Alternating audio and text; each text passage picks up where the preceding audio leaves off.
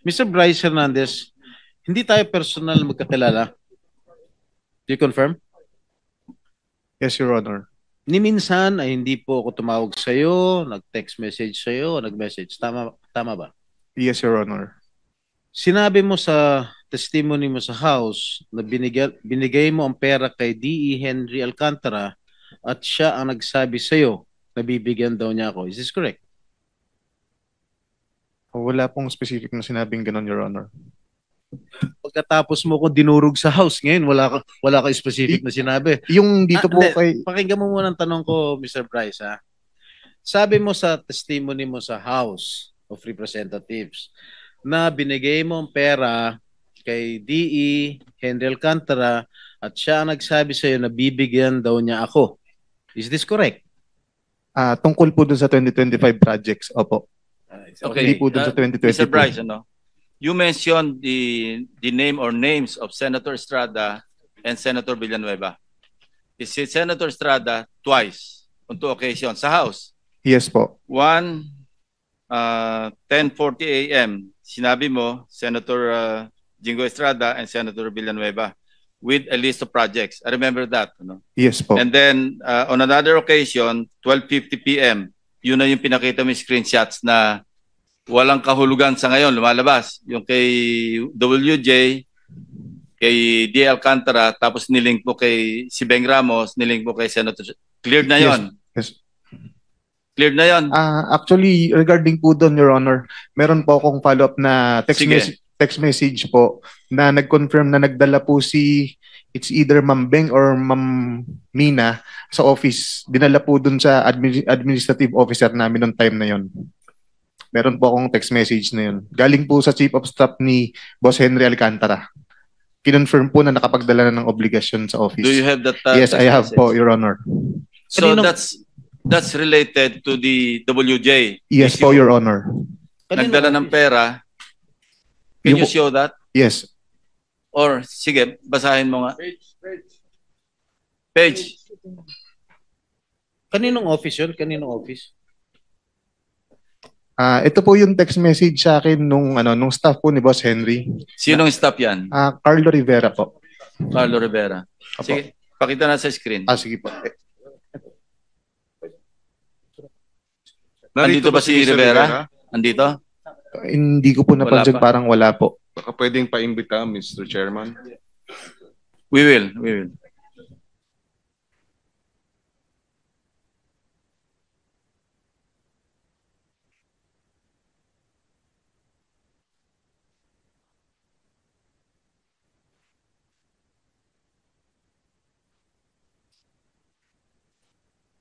While waiting, yung isa pang pagkabanggit mo sa kanilang dalawa, yung 10:40 a.m.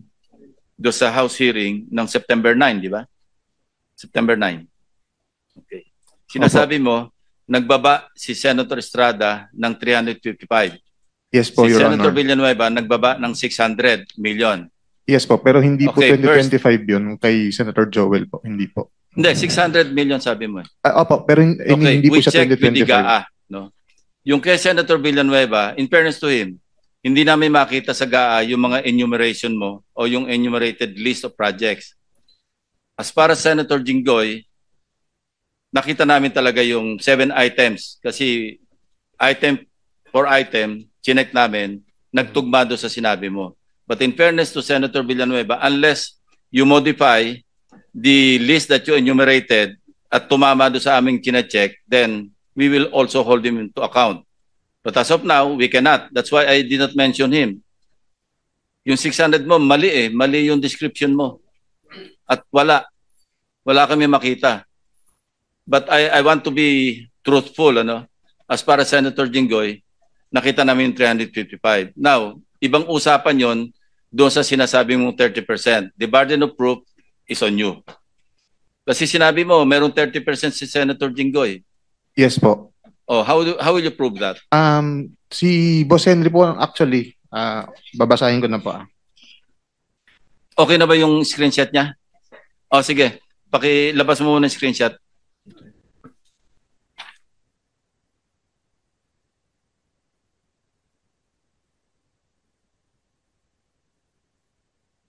Sige, you start reading from your cell phone. Sige.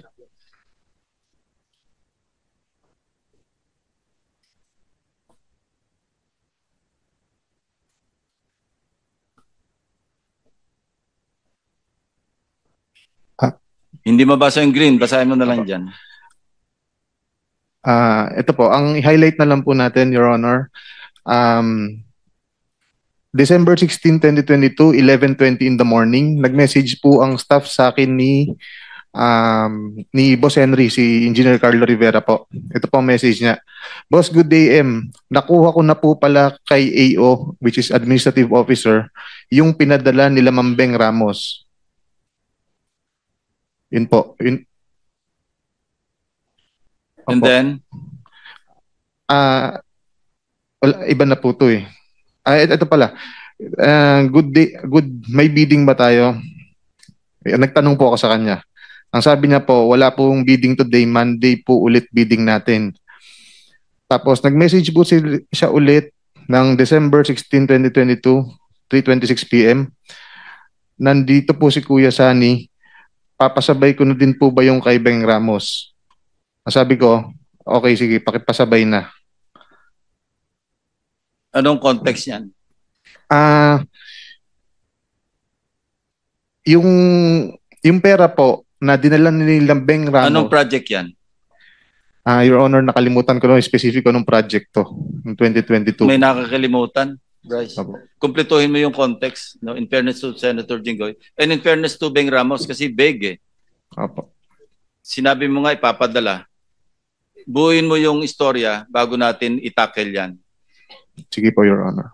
Try to recall, try to remember, and then kumuha ka pa ng additional proof. Because sa akin, face value eh. Yes po, Walang Your Honor. context Sige eh. po. Opo. Mr. Chairman, if I may, just to Yes, follow Senator up. Villanueva. Thank you very much, Mr. Chairman.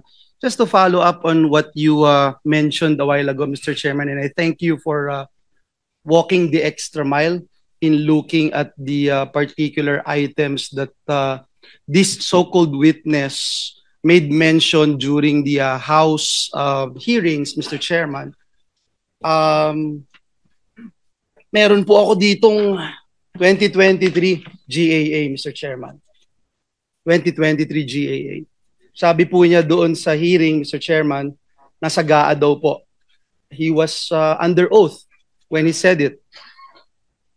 Binasa ko po lahat to, Mr. Chairman. Actually, nagpunta pa ho ako sa 2024 tsaka 2022. Actually, he mentioned 2023, hindi ba? Opo, tama po kayo, Mr. Chairman. So, mamaya habang break po tayo, at I will not, I wanted to appeal sana to my dear colleagues if I can ask questions dahil grabe ho yung ginawa sa atin. Pero, Mr. Meron ka Chairman, naman dito kasi last kang dumating. So you're number 13 after Senator Gatchalian, Senator De La Rosa, and then ikaw na. Opo, So after Mr. lunch, Chairman. after our lunch Yes. break, you can have your time. Mr. Chairman, just to point out, Senator, go pa Mr. pala. Chairman, just to point out po, Mr. Chairman, few seconds lang. Mr. Chairman, ito yung 2023. Pwede ho ba ibigay natin kay Bryce ngayon, Mr. Chairman? Hanapin niya po dito yung sinasabi niya doon sa House na nandito yung binabanggit niya na may flood control project si Joel Villanueva. If we can, Mr. Chairman, that's Yeah. okay. But later, we'll leave you your time, your 5 minutes Thank you. after the break. Senator, ikaw pa, no? Yes, thank you, have Mr. Chair. I 2 minutes and 31 I'll seconds. just wrap up po. For the information of our of the committee. Yung sinasabi po ni Bryce, December 16 of 2022, I have not participated in any budget process for the projects for 2022, and that is very, very clear. All right. Engineer Alcantara, sinabi ni Bryce na binigyan daw niya sa iyo yung pera at may mga nakausap kang politiko na ang sabi niya, binigyan ka ng pera para ibigay mo sa politiko. Am I correct? Is that true? Is that true? Can you confirm? No, Your Honor. Respectfully deny po yung sinasabi niya. Ano po? Respectfully deny po yung sinasabi niya na binigay niya po sa akin na may mga ganun pong issue, Your Honor. So tama si Senator Lacson, the burden of proof lies with you, Mr. Hernandez. Kasi tahasan mo sinabi sa House of Representatives at kinundina naman ako ng taong bayan dahil sa isang salita mo na ako raw ay humihingi ng 30%. Okay? Mga kababayan, to my colleagues here in the Senate, I have already been crucified, vilified in the past. And I am, again, an easy target. Kahit sino pwedeng sabihin nilang pangalan. Pag sinabi mo ba, si Senator Hontiveros humihingi ng 30%, maniniwala ba tao? Hindi. Pag ako, si Senator Estrada humihingi ng 30%, maniniwala ba tao? Yes. Dahil I have my past. Meron akong mga nakaraan na issues. Kaya I am very vulnerable to all these attacks. And I deny vehemently na merong hinihingi akong porsyento sa mga proyekto. Okay? And siguro, sinabi na ni D.E. Henry Alcantara na panay hearsay lang. Nakita mo ba na binigyan ako ni Henry Alcantara ng pera? Did you see? Did you ever see Alcantara handing money over me to me? I don't think so. Meron ba may nakita ka ba? Sagutin mo lang, yes or no, may nakita ka ba? Wala po. Okay. That's all, Mr. Chair.